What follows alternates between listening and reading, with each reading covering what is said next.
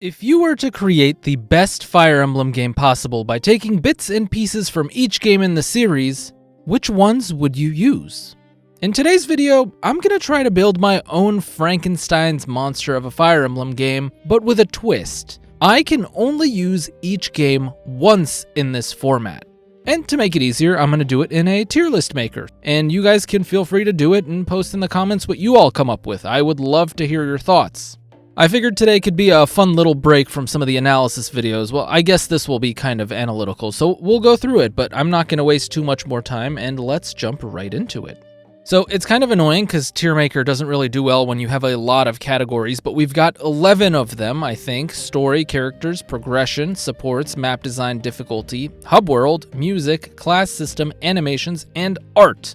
And you can see here down at the bottom, we have every single game that has anything to do with Fire Emblem ever. I'm going to exclude these bottom 5 right here, BSFE, Heroes, the 2 Warriors games, and Tokyo Mirage Sessions, just because I'm only going to keep it limited to the mainline games, and these are not mainline. So that's it. So we have a potential 17 possible games that we can put into these 11 categories, so we will have some games left over. By all means, this is not a definitive list of what the best of each game is, and since we can only use each game once, I anticipate this is going to be a little bit tricky. I'm doing this also unscripted, so we'll see what I come up with. I didn't really think about it much ahead of time.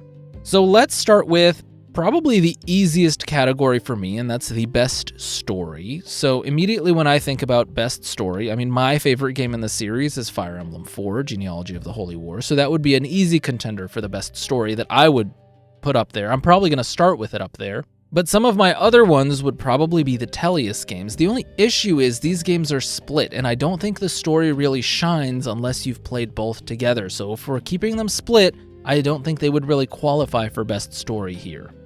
Another one that I think could go up here, but I feel like is weaker than Genealogy, is Fire Emblem 3 Houses. But I think 3 Houses might be better off saved for some of the other categories. So I think the best Fire Emblem story here, by far and away, the most complete, the most well-developed, I think is Genealogy of the Holy War. I think it's its best strength, and I think if we're going to build a very strong Fire Emblem game, having a story along the lines of FE4 would probably be the best to do. So, sorry, I'm doing this on a trackpad laptop that doesn't want to cooperate, so I'm going to be drawing them up slowly.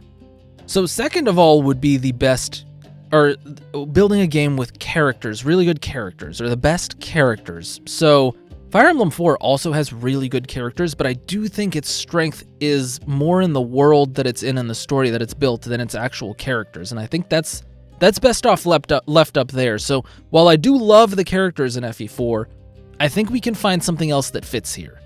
So immediately I'm looking down at all of these games, and FE1 to 3, you know, they don't really have the best character development or the best most things whatsoever. We might come back for them later once we're sort of running out of categories, but I think it's safe to skip these.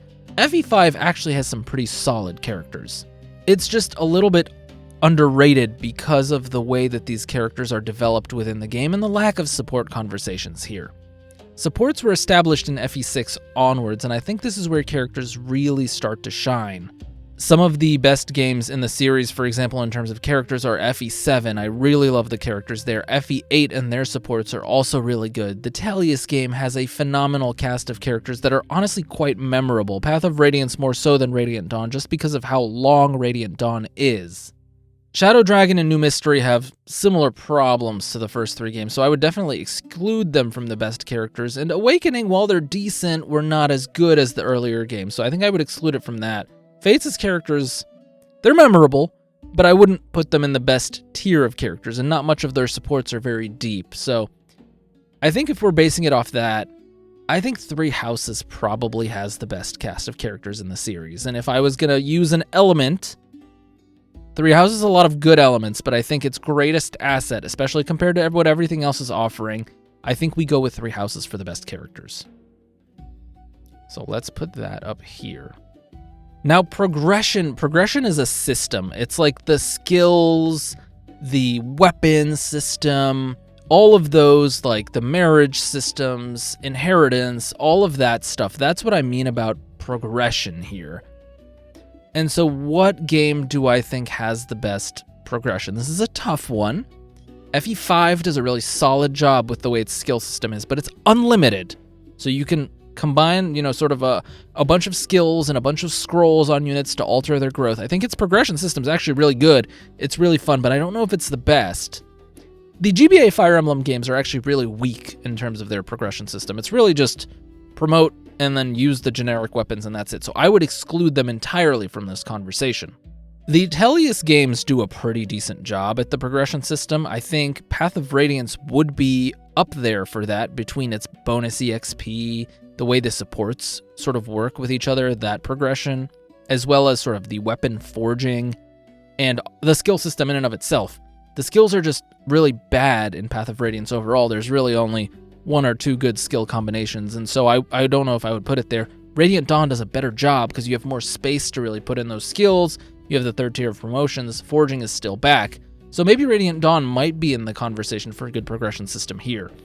The only problem is that the 3DS games do a very good job with their progression system. I mean, Fates and Awakening both copied Fire Emblem 4's for first generation and second generation system with their skill inheritance and all that stuff, and it's got a decent amount of balance. But I think where it really runs up against some steep competition is actually Fire Emblem Engage. Engage has some of the most fun gameplay that I think I've ever had in the Fire Emblem series, and I really, really love its progression system overall. I mean, the weapons have no durability. They let you forge pretty deeply. Your forging tree can upgrade slowly. The skill system and the ring system is very well fleshed out. You can inherit skills from the rings. You can inherit abilities from the rings. You can reclass from all of that, branching very freely. And so I think I would actually give best progression, just looking at all of these, knowing that in the future I might need to change some of those areas. I think Engage, for now, goes into the best progression system. At least for me. Now, best supports is an interesting one, because I kind of touched on that in terms of the best characters, but supports are different than having good characters. You can have good characters without having good supports, like, let's say, Fire Emblem 4, Fire Emblem 5. These games that predate supports do have good characters, but the most well-written supports, I do think, are in Fire Emblem Three Houses, honestly. But I think I would be doing us a disservice if I took away the characters of Three Houses and just implemented the supports. I think the characters of Three Houses, the way the supports are branching off of the likability of these characters and the relevance into the story and the world that's built around them, is really what makes it the most engaging. And so what I'm going to do is we really need to look at a game with decently written, well fleshed out supports. And when I look for that, I mean, we're immediately excluding everything on this left-hand side here. We're excluding the DS games. I don't really personally think the 3DS games had pretty good supports either. So we're probably looking at the GBA and GameCube and Wii era. And I think this is a very stylistic choice because all of these games had pretty well-written supports. And this is kind of a tough decision to me. But if we're going to bring in the support system that allows you to see those supports, I have to cross out the GBA games here and go to Tellius, because the way the support system is developed there lends credence to you being able to read those supports in the first place. Now, I don't know enough about these supports individually and the quality of them to really rate it.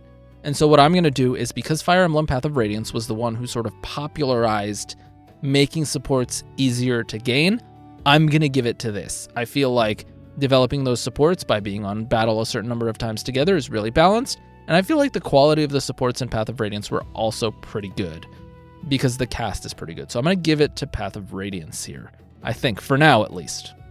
Now things are starting to get tricky because we're talking about map design here, and I thought Fire Emblem Engage did a pretty good job with its map design, but I already used it for its progression system, so unless I want to swap its spot and give progression system to something else, I'm really left with some pretty slim pickings here. The GBA games, I mean, let's just say it for what it was. They do not have good map design. Thracia could be one that we can consider for map design. I mean, their objectives were really varied, although a lot of them were like escape and defend maps, but I did think Thracia had pretty good map design. GBA games will cross out. I don't think Radiant Dawn did a particularly great job with map design. Neither did Shadow Dragon. New Mystery of the Emblem honestly might be an underrated one to use here. New Mystery of the Emblem actually has some of the most complicated maps and some of the hardest difficulty, I would say, in the series. It's very much an underrated game.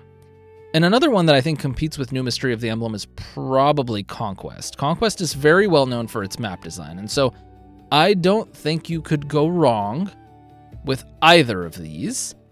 I think for now... this is tough. I'm going to give it to New Mystery for now. We might have to swap some of these around, because the next one is difficulty, and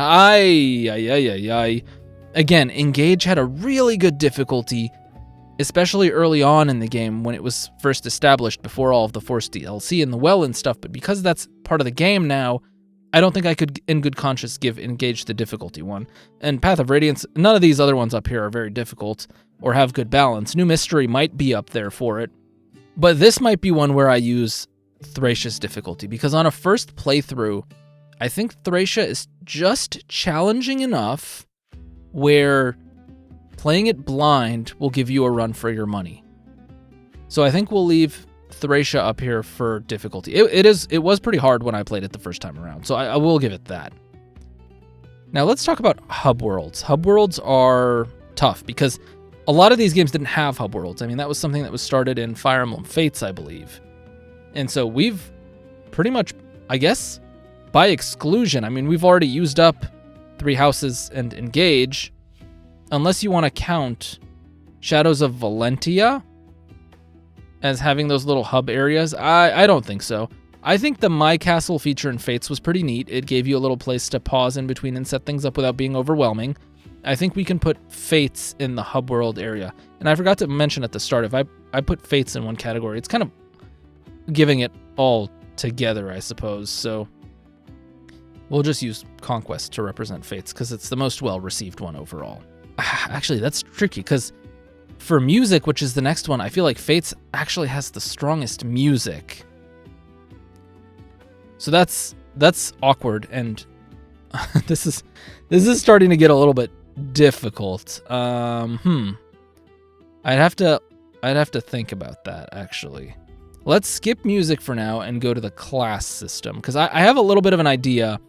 I actually, as much as I rag on Shadow Dragon, I really like the reclass system in Shadow Dragon because it limited you to doing what you wanted to do, but not every character could reclass into everything they wanted to.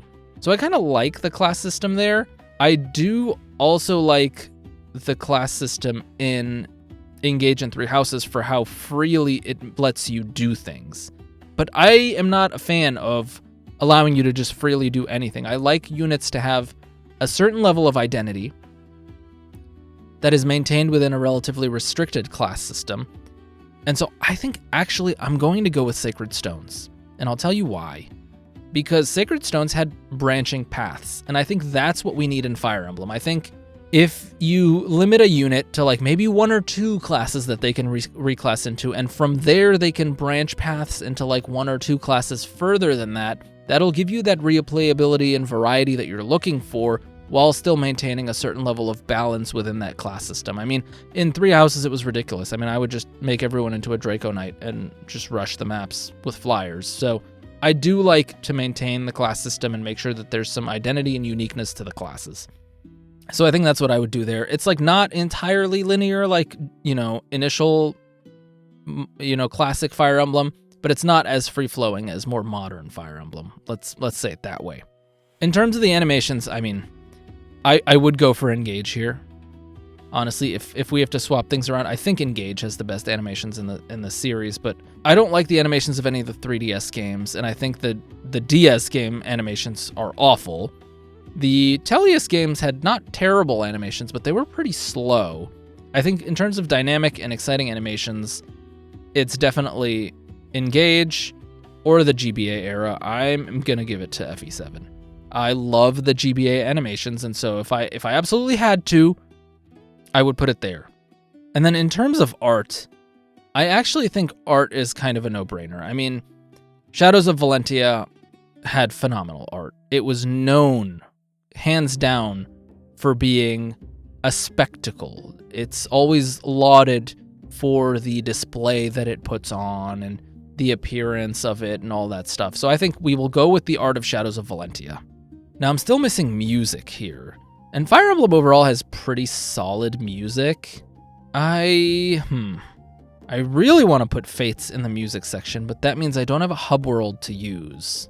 And if I have to change the hub world around, I also have to use a different progression system. I guess I care more about music than the hub world, but the problem is that I'm so dead set on the progression, and like, I'm limited in the games that have a hub world, is what I'm trying to say. And I really don't want to remove the progression system of Engage and have to use one of the ones that are left here, but I think I use the music from Fates. I think only utilizing Fates for its hub world is probably a mistake. I think music is more impactful than a hub world for people who play these games.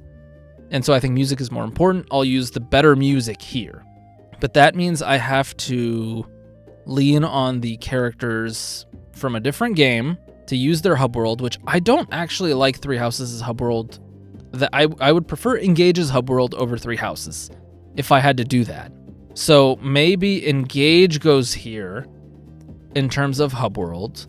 Oh, that makes things difficult in terms of the progression system. I mean, Awakening has a complex progression system, but I don't know if I'm a big fan of it over anything else that's here. Shadow Dragon, no. I mean, it did have those like forged weapons, but they ended up being so broken, and then there's not much more depth or skills there. And I already used Thracia in terms of difficulty. Do I have anything else to put in the difficulty tier? I don't think I do. I already put New Mystery and Map Design and Thracia in difficulty. Yeah, I'm kind of stuck here.